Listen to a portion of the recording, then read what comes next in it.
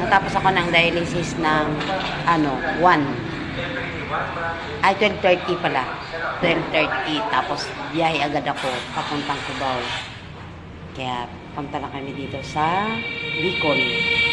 Nandito na kami sa Bicol. Diba? Okay lang naman.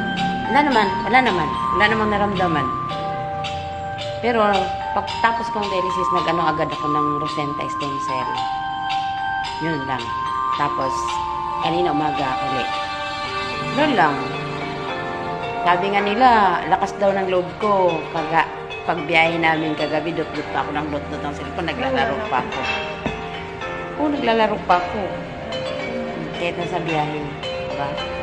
Ayun lang. Basta may Rosenta stem cell. Sobrang lakas mo talaga. Hindi ka makaramdam ng pagod. Masarap sa pakiramdam. Kaya sa mga may sakit dyan, try nyo ang mag-Rosenta stem cell.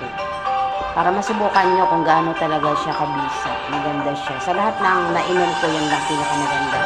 Kaya mo, hindi ako natatakot. Birin mo, nag-dialysis pa ako. Biyahe ako. Ilang oras ang biyahe natin? 12 hours?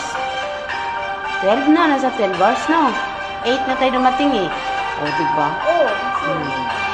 Ganun lang.